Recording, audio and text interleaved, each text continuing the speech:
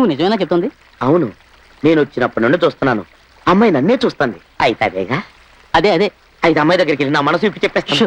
జ్ఞానం, నువ్వు ఇలా అజ్ఞానంతో పిచ్చి పనులు చేయకు. చూడు, ఊరి వాళ్ళు దేనికైనా అరుణాచలాన్ని కదా సలహా అడుగుతున్నారు. అలాగే నీ విషయం ఆయన అడుగుదాం. అల్లుడు, ముఖ్యమైన విషయం మాట్లాడాలి. నేను ముఖ్యమైన పనులుగా ఉన్నాను. అంతకంటే ముఖ్యమైన విషయం చెప్తాను కదా. ఏమైంది మామ? ఒక అమ్మాయి నన్నే గుచ్చి గుచ్చి చూసిందంటే దాని అర్థం ఏంటి? గుచ్చి గుచ్చి చూసిందా, వరచూపు చూసిందా? వారచూపే చూసింది.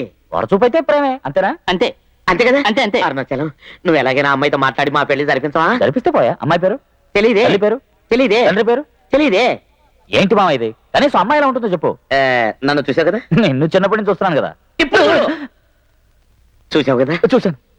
నా అందానికి, నా తెలివికి, నా రంగుకి, నా రూపానికి తగిన పిల్ల. నీ రూపానికి అందానికి తగిన పిల్ల. అవును. దిగులు పడు, జరిపిస్తాను. కృష్ణస్వామి, అదే అదే. అన్నా ఏంట్రా చూసేలన్నా నూనెలిపోయింది, జారి పడతావు. రే పోర్రా, నువ్వు చూసి పోరా. నాకు చెప్తున్నావు అరుణాచలం ఏమిటి, జారి పట్టం ఏంటి? పట్టుకో పట్టుకో పట్టుకో పట్టుకో పట్టుకో పట్టుకో. తప్పుకో తప్పుకో తప్పుకో. వెళ్ళి వెళ్ళి వెళ్ళి వెళ్ళి వెళ్ళి వెళ్ళి.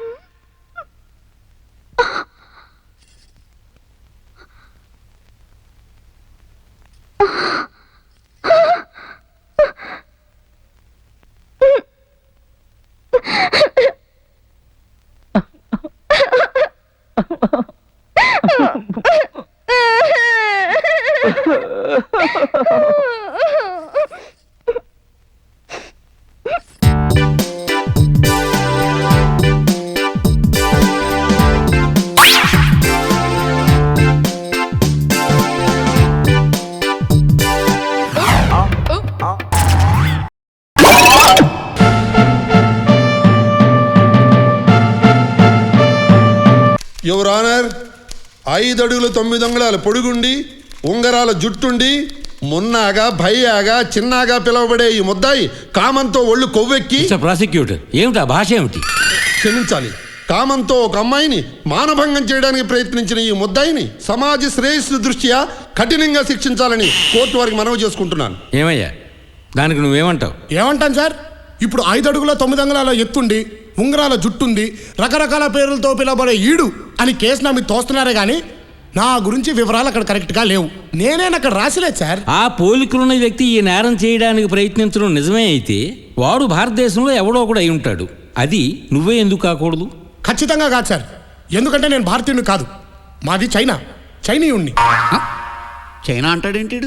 ఈ దేశంలో పుట్టావు, ఇక్కడే పెరిగావు, నేను భారతీయుని కాను అని చెప్పుకోవడానికి సిగ్గువేయట్లేదు నీకు? సార్ నేను చెప్పేది వినండి సార్. నేను ఎక్కడ పుట్టానో తెలీదు, నా ఊరేంటో మా అమ్మ నాన్న ఎవరు కూడా నాకు తెలియదు సార్. గాలికి పెరుగుతున్నాను. నాకు పేరు పెట్టినోడు కూడా లేడు సార్. ఒకడు మున్న అంటాడు, ఇంకోటి అన్న అంటాడు. ఇలాగే రకరకాలుగా పిలుస్తూ ఉంటారు సార్. నేను ఎవడికి తెలీదు. మరి ఈరోజు నా దేశపు కోర్టులో ఆనవాళ్లతో నన్ను సబ్మిట్ చేశారు సార్. ఇవన్నీ లేని నేను భారతీయుణ్ణి అని ఎలా చెప్పుకోమంటారు సార్? నాది భారతదేశం కాదన్నందుకే మీకు ఇంత కోపం వచ్చింది. ఇవన్నీ లేని నాకెంత కోపం రావాలి? అలాగని నా కోపం ఎవరు మీరు చూపించుకోవాలి సార్? నాకే కాదు సార్, మా బస్తీలో ఉన్న ఎవరికి ఏ గుర్తింపు లేదు. మేము లకడి కప్పుల్లో ఉండేవాళ్ళం సార్. అక్కడేదో బిల్డింగ్లు కడుతున్నారు, పోమన్నారు. అక్కడి నుంచి పంజగుట్ట వచ్చాం, అక్కడ పోమన్నారు. అక్కడి నుంచి అమీర్పేటకు వచ్చాం. ఇలా ఎంత దూరం అని పోవాలి, ఎంత కాలం అని పోవాలి సార్? మాకు ఇళ్ళు లేవు, స్థలాలు లేవు, ఓటర్ లిస్టుల్లో పేర్లు లేవు, రేషన్ కార్డులు లేవు సార్. ఇవన్నీ లేకపోయినా మేము భారతీయులమే సార్. బోలో స్వతంత్ర భారత్ కే. కానీ సార్, మీరు భారతీయులే, ఆ కుర్చీ మీద కూర్చొని ఉన్నారు సార్. కాస్త మా అందరి గురించి ఆలోచించండి. నాకు గుర్తింపు వచ్చిన తర్వాత ఈ నేరం నేను చేశాను లేదో తర్వాత చెప్తాను. ముందు మా అందరికి కాస్త గుర్తింపు ఇవ్వండి సార్, ప్లీజ్. నగరం నడిబొడ్డులో ఇంతకాలం నుంచి ఈ బస్తీలో ఉంటున్న వీరిని ప్రభుత్వం గుర్తించినందుకు కోర్టు విచారం వ్యక్తం చేస్తూ వారికి తగు గుర్తింపు ఇవ్వాలని సంబంధిత అధికారులను ఆదేశిస్తోంది. మున్నా అనబడే ఈ ముద్దాయిని బెయిల్ మీద విడుదల చేయాలని ఉత్తర్వులు జారీ చేస్తూ ఈ కేసుని వచ్చే నెల 8వ తేదీకి వాయిదా వేయడమైనది. ఇలాగైందేంటి?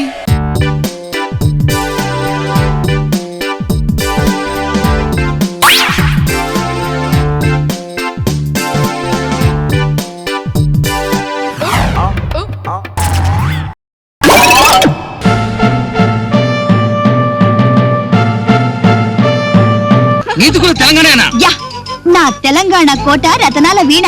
అయితే ఈ వీణను మీటి అవకాశం నాకు లేదా? శృతి కూడా చేసి ఎన్నో రాగాలు వాయించుకోవచ్చు సిద్ధు. అయితే నీకు తెలంగాణ ఫీలింగ్ లేదా మధు? నాకు ప్రేమ ఫీలింగ్ తప్ప ఇక ఏ తొక్కల ఫీలింగ్ లేదు సిద్ధు. మధు సిద్ధు మధు సిద్ధు సిద్ధు ఛీ, Madhu Siddhu. Madhu no no no no. గట్టిగా గుద్దుకన్నయ్యా, చేతులు పెడుగుతాయి. అది కాదు చెల్లెమ్మ, నీ మీదే ఆశలు పెట్టుకుపోతున్న బావన ఏం చేస్తావమ్మా? బావా బద్రీనాథ్ బావా, చిన్నప్పటి నుంచి బావా నువ్వే తన భార్య అనుకున్నాడమ్మా. కానీ నేనెప్పుడూ భద్రిని భర్తగా ఊహించుకోలేదన్నయ్యా. చీమిడి ముక్కుతో ఉన్న నన్ను చెడ్డితో ఉన్న భద్రి ఎత్తుకున్నప్పుడు గాని, లంగాలో ఉన్న నన్ను లొంగిలో ఉన్న భద్రి ఆడించినప్పుడు గాని నాకెలాంటి ఫీలింగ్స్ కలగలేదన్నయ్యా. బావలో నేనొక బాబాను చూస్తున్నాను, భద్రలో నేనొక వెంకటాద్రిని చూస్తున్నాను.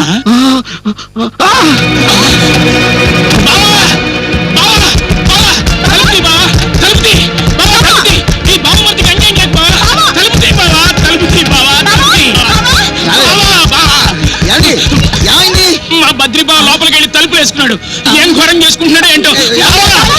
తలుపుతీ బావా, బద్రి బావా, తలుపుతీ బావా, తలుపుతీ బావా, మాకు అన్యాయం చేయకు బావా. ఏమిటి బావా ఈ అఘాయిత్యం? మమ్మల్ని అన్యాయం చేసి చచ్చిపోదాం అనుకుంటున్నావా? మధు లేని నా బ్రతుకు ఆకుతో సమానం బామ్మర్ది. అది పుట్టగానే నాలో ప్రేమ పుట్టింది. అది పెద్ద మనిషి అవగానే నాలో ప్రేమ పెద్ద మనిషి అయింది. అది చీర కట్టుకోగానే నాలో ప్రేమ కుచ్చెళ్ళు పోసుకుంది. చేపలేని చెరువు ఉండొచ్చు, చాపలేని సంసారం ఉండొచ్చు, కానీ మధువు లేని బద్రి బ్రతుకు లేదు లేదు లేదు. ఏమ్మా, సొంత బావని చంపుకుంటావా? అసలు బావ అంటే ఎవరనుకున్నావు? అత్త కొడుకు. బావంటే ఎవరనుకున్నావే? మావ కొడుకు. అసలు బావంటే ఎవరనుకున్నావే? బావా. అవునండి. ఆపండి. నాకు ఆ సిద్ధుతో ప్రేమొద్దు. నేను నా భద్రిబావనే పెళ్లి చేసుకుంటాను. ఆనందమానందమాయని ఈ బద్రిగాడు పెళ్లి కొడుకాయని. ఇందాక నుంచి చూస్తున్నాను, నీ దగ్గర నుంచి వీసమెత్తైన కృష్ణల వాసన రావట్లేదేంటి? నోరు మూసుకో. నేను పోసుకున్నది కిరసనాలు కాదు, మరి రంగు నీళ్లు. గట్టిగా అరవకో, నీ చెల్లి విందనుకో ఈ తొక్కలో పిల్ల అక్కలిద్దు అంటది. నువ్వు వెళ్ళి పెళ్లి ఏర్పాట్లు చూడు. ప్రతి ఊడికి వివరాలు కావాలి. లవ్వ నాకు బోల్ ట్రిక్కులు ఉంటాయి.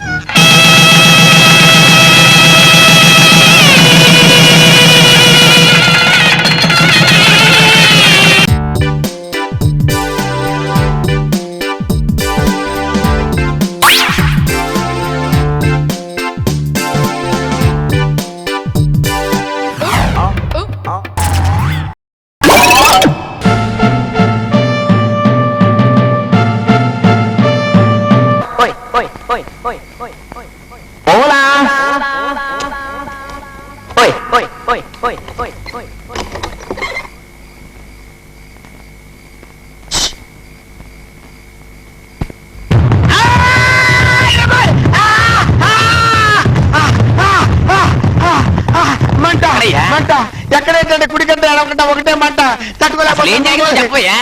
ఒకటి నా కంట్లో లైట్ వేసానండి, కళ్ళు చిదిరిపోయానండి, కళ్ళు మంటలెక్కిపోతున్నాయి బాబోయ్. ఇంత పెద్ద లైట్ అండి బాబోయ్. నీ పర్మిషన్ లేకుండా నీ కళ్ళలో లైట్ వేసిన ఎడగవాడు ఎవరైతే మీ దగ్గరికి ఎందుకు వస్తాడు సార్? మీరు కానిస్టేబులే సార్.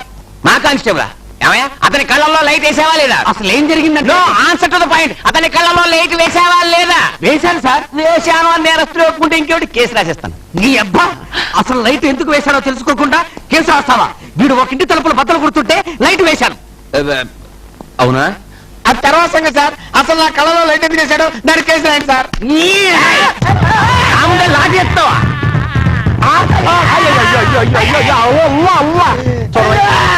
అమాయకమైన మొహాన్ని చూడవయ్యా, గడిసిపోయిన పిల్ల ఎలా వణికిపోతున్నాడు. అతన్ని కొట్టడానికి చెయ్యలా వచ్చిందయ్యా. సార్ మీకోసం ఎవరు మూతి మనిషి వచ్చాడు. మూతి మనిషి? అవును సార్, మీతో అర్జెంట్ గా మాట్లాడాలి. వెళ్ళు. మూతి మనిషి అంటే ఎవరబ్బా? సరే చూద్దాం. నువ్వు ఏడవకయ్యా, నేనున్నాను కదా.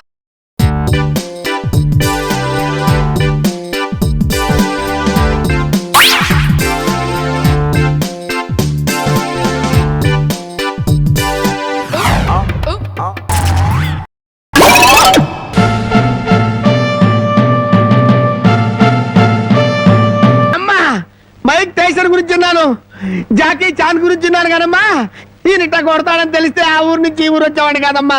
ఏం బ్యాడు. పాపం ఎందుకండి ఇతను ఇలా కొట్టారు? వీడు వాగుడు చూస్తే అక్కడే చంపేద్దాం అనుకున్నాను.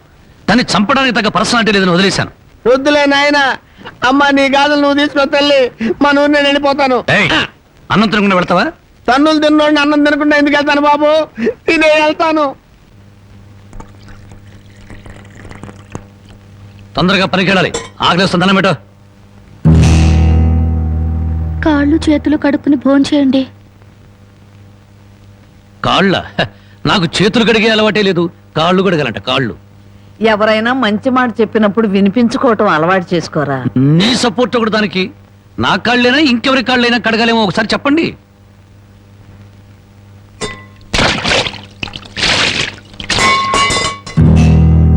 కాళ్ళు సరిగ్గా తడవలేదు. అలా సరిగ్గా తడవకపోతే శని పడుతుందంటారు. ఒకసారి నలమహారాజు కాళ్ళు సరిగ్గా కడుక్కోకపోతే మహారాజుని శని పట్టుకుని పీడించిందట. మీది చాలా మంచి కుటుంబం, అందుకే ఏ కష్టాలు రాకూడదని చెప్పాను.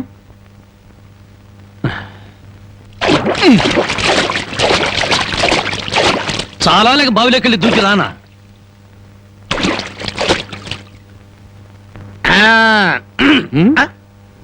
నువ్వు కాళ్ళు కడుక్కోవా? నేను కడుక్కోకూడదు అన్న. నువ్వు కాళ్ళు కడుక్కోపోతే దరిద్రం, నేను కాళ్ళు కడుక్కుంటే దరిద్రం. అదొక కథలే. బామ్మ, వాడి కంచం పెట్టి 2 ముద్దలేయండి. అది తెచ్చేది పెద్ద కంచం తీసుకురమ్మా, శుభ్రం కలుపుకొని తింటానికి బాగుంటది. అయితే కంచం ఎందుకు? పెద్ద మంచం వేసి దాని మీద గోనిపట్టె వేసి వడ్డించండి. పంది పిల్లల దొర్లుతూ తింటాడు. చేపల వేపుడు ఎక్కడ?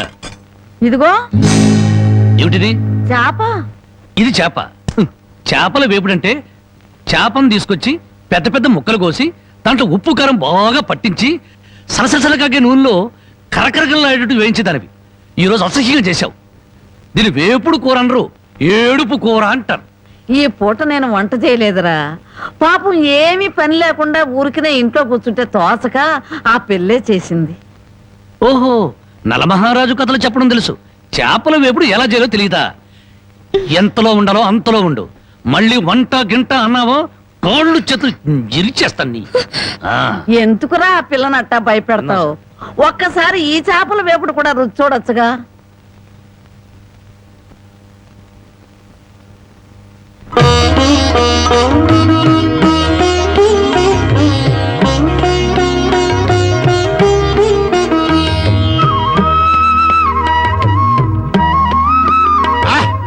హే భగవాన్, ఇంత కమ్మటి కూర తిన్న తర్వాత చచ్చినా పర్వాలేదు. నిజంగానా? అయితే బాగా తిను. తిన్న తర్వాత నేనే చంపేస్తాను.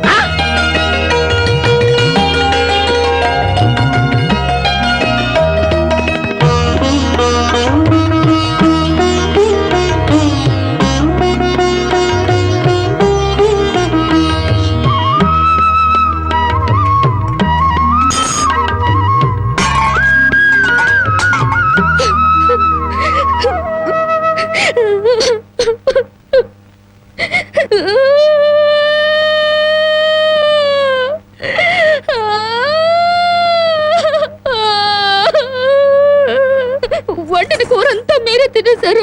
తినక ముందు నన్ను ఎందుకు తిట్టాలి? ఆ తర్వాత మాకు కూడా మిగలకుండా కూర అంతా ఎందుకు తినాలి?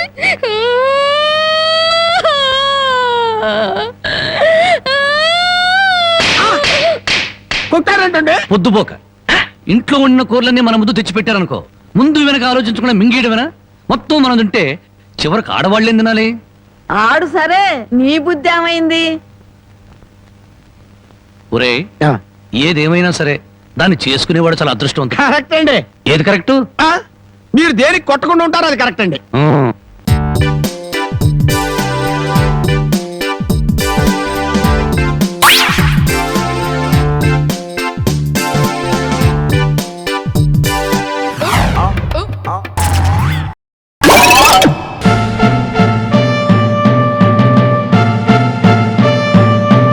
వద్దంటే మీరు వచ్చేసారా? గుడిని అసెంబ్లీ హాల్ చేసి మరీ వాదించామండి. మీ కచేరీ అయితే అసలే వద్దన్నారండి. ఇప్పుడు కాదన్నాక రేపు ప్రొద్దుట వచ్చి బతిమలాడితే మాత్రమే మళ్ళీ పాడతాననుకున్నారా? అసలు నా పాట వినే అదృష్టం ఆ భగవంతుడికే లేదయ్యా. రాఘవేంద్రరావు, ఆవేశపడకుండా చెప్పండి. ఎంతో అనురాగంతో రాగమయుడైన ఆ భగవంతుడి ముందు నా రాగలహరిని ప్రసరింపజేద్దాం అనుకుంటే రాగద్వేషాలకు లోనైన మీ ట్రస్టీ గారు రాగంలోని రాగాన్ని అర్థం చేసుకోలేక కాదంటారు. కానీ ఒకటి జ్ఞాపకం పెట్టుకోండి, వీచే గాలిని ఎవరు ఆపలేరు, ఎగచపడే తరంగాలను భంగపరచలేరు, నా పాటను కూడా ఆపలేరు. ఆనతి కావలెనా గానానికి సమయం.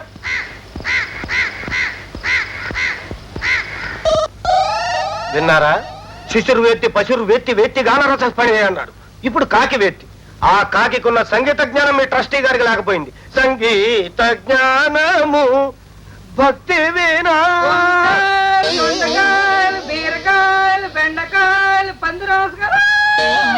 విన్నారా? ఈ రాఘవేంద్రుడు నడిచే నేల మీద వ్యాపారం కోసం వేసే కేకలు కూడా శృతిబద్ధంగా రాగమయంగా ఉంటాయి. ఎందరో మహానుభావు, ఎందరో ఎందరో. ఈ మధ్య మనం బాగా ఓవర్ అయిపోతున్నాం బాబు. తప్పే ఉందే, వయసులో ఉన్న వాళ్ళు చేసే పనేకైతే.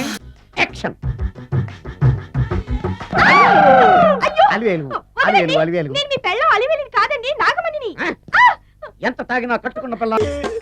నేను ఎవరిని చేయలేదు, నన్ను ఎవరు చేయలేదు మేడం. నీ చేత నిజాలు ఎలా చెప్పించాలో నాకు తెలుసురా.